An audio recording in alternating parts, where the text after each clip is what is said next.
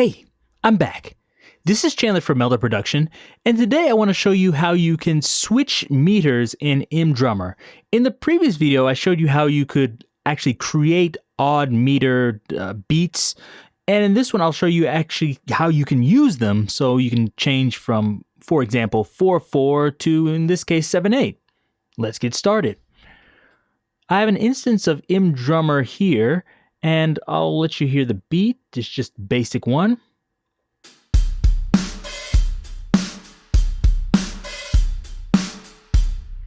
A basic 4/4 beat. Now what we want to do is we want to make a song, and here you see I have it, and I already have the measures planned out. Here's 4/4, here's 7/8, here's 4/4, here's 7/8, and the rest are in 4/4. What we need to do now is insert a MIDI item here, like this, and we're going to have to change between them. If I just do this here, let's say I use this one here, like this. We play this through, you'll notice it gets out of sync with this because the MDrummer is going to play in 4/4. However, as you notice, the measures aren't all 4/4. Some of them are 7/8, so it's eventually not going to stop on the correct time in the measure like this.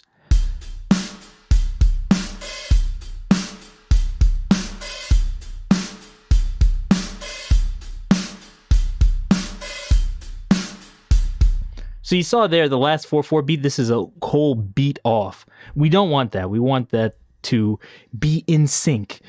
And you actually do want it to sound like 7/8, which it didn't sound like there.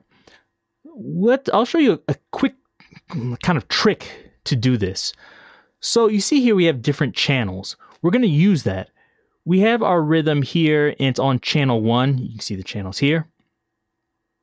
I want to make another, a version of this on channel 2. Now, one way you can do this is just like last time. If you watch the previous video, you can make a 7/8 beat using those methods, but I'll show you an even easier way. Let's just copy this here.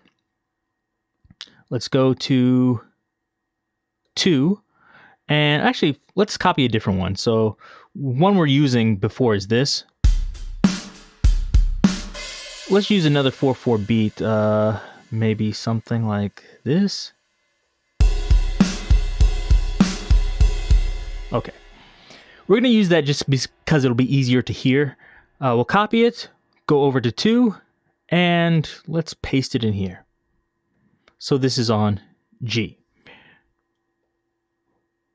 What I now want to do is just go up to here. This is G here. And we're going to paste this in.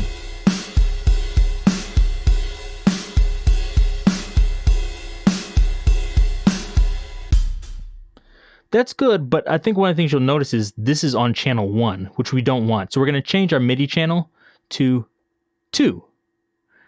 And then we're going to go back to 1. And then we're going to go 2. Make sure this is at 2. Then go back to 1, channel 1.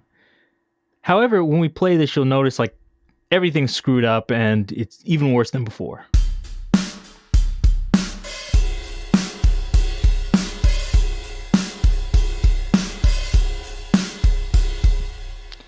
So we don't want that. Let me make sure. Okay, that is on 2, and this is on 2. So there's a few things we have to do. You're probably wondering like, hey, well, channel 2 is still in 4/4, so that's a problem, which is true. We can fix that later. One of the things we need to do first, though, is we need to first turn perfect sync off. If you don't do this, it's going to cause big problems. I'm going to do it on both channels. First, when I did this, I was thinking like, what's wrong? It didn't seem like to be working. But you have to do it on channel 1 and 2. Actually, you can do it on every single channel. On 1, you see I just turned it off. But on channel 2, if you look, hey, it's still on. So any channel that you're going to use, make sure perfect sync is off when you do this. It'll just make things go smoother. From there, what we're going to have to do is we're going to have to turn on the various channels or the various beats. Turn them, on and off in this case. So here, if you go to the top, you see disabled. And what this does is it just stops the beat. It tells the engine to stop playing.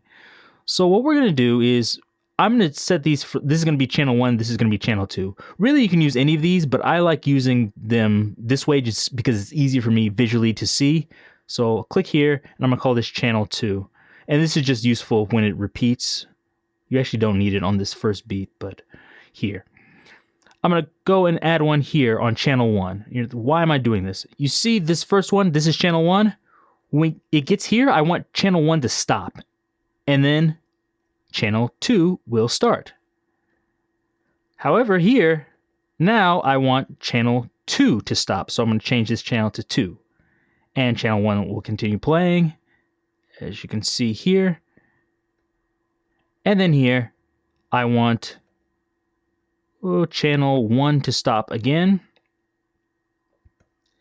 And then here, I want channel 2 to stop. Now, when we play this, if I did everything correctly, it should actually play a 7/8 beat here and then switch to 4/4 like this.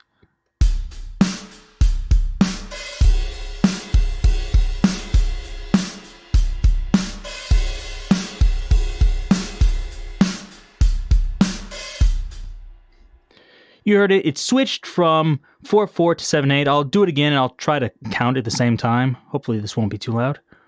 1 and 2 and 3 and 4 and 1 and 2 and 3 and 4, 1 and 2 and 3 and 4 and 1 and 2 and 3 and 4, 1 and 2 and 3 and 4 and. You can hear it's playing a bar of 4/4 and a bar of 7/8. One thing to just be careful of here is if you look in channel 2, sometimes if there's something on this last beat here, I'll put it in 8th notes. Here, this will be like the start of your next bar. So if you have something here, sometimes it'll kind of like play them twice really fast. If you notice that's happening, just erase this. It won't make such a big deal. It might be better for you and easier. So that's just something keep in mind. Here, it actually didn't matter. It didn't do it, but I have noticed it before. So keep that in mind. Now you notice everything here seems good. It's switching between them fairly easily, and you didn't have to do anything crazy with the time signature to change it. We're just cutting it off at the end of the measure where it's supposed to be cutting off and having something else play. As I said, I can't emphasize this enough. Make sure you turn off perfect sync, or I don't know, maybe on your DAW it'll be okay, but I noticed I had problems when the perfect sync was on, so I turned it off and it made everything work. Now let's say we want to do a different measure. So here we have 7/8. Let's see if we change this to a different time signature. So I'll change this to, let's say, 7/4. Okay. Now we have that. Let's move this over. And we're going to have to do the same thing here.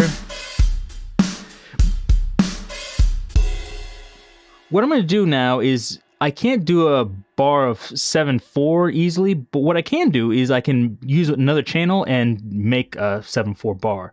So let's say here we'll move this up to, stop channel 1 and then move this up to channel 3. Before I do anything else, I'll just set this to channel 3. Here, I'll move this. Was this on G? Move this to 3. Okay. Now we need to set up something on the actual channel 3. I'll go back here. I'll choose kind of a different beat, I guess. Let's see how this sounds. Use this as the copy. Go to 3. And I'll put this on G here, just so it'll be easy. Hopefully everything's all set up.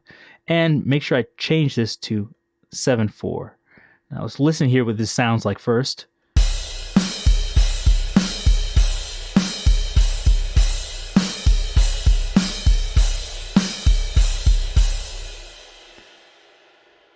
Okay, now we have everything set up, and let's check to make sure it's working. Here we go.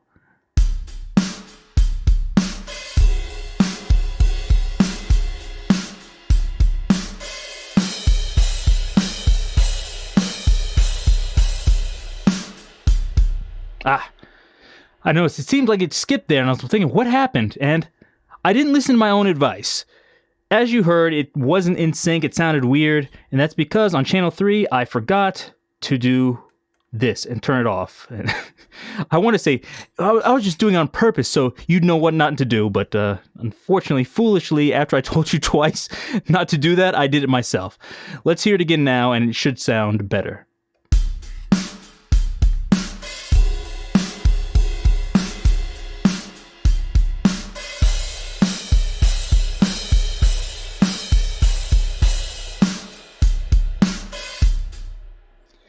There we go. So everything is all synced up now. It's working, for the most part how I want it. In this case, I only did this one loop for each channel for 2 and 3.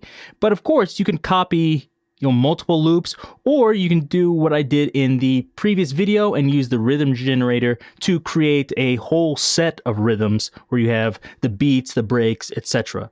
And of course, that'll depend on your project. If I was doing something like maybe short, like something, a Dream Theater project where it's like, oh, they're only going to play like one bar of each and it's going to be over really fast, I'd probably just do it this way. However, if I was doing something where maybe I'm only using a bar of 4/4 and 7/8, but they're long sections, I think I might want to do it the other way just because I'll have some breaks in there that I can use and things like that. So, that'll kind of determine it. And also, there's 9 channels, but if you put things on channel 10, you can operate MDrummer as a normal drum machine and just program things into the Midi here on the keyboard, and you can manually put in stuff. So if, for example, you like your whole song's in 4/4 and then you just have one random bar of like 5/8 where it's just doing a drum fill or like hitting some toms going along with the keyboard or something like that, it might be faster just to do it that way and skip all the rhythms and loops. Just put it on channel 10, manually enter in the hits, and you're done with it. So hope this gave you a few ideas on how you can use MDrummer to change different meters. You can add all sorts of odd meters. You want to make your jazz fusion song your prog rock masterpiece. This is how to do it. If you have any questions about this, leave them down below. Give me a thumbs up and subscribe if you haven't done that. Also, make sure you check out all the other plugins at meldaproduction.com. Until next time, see you.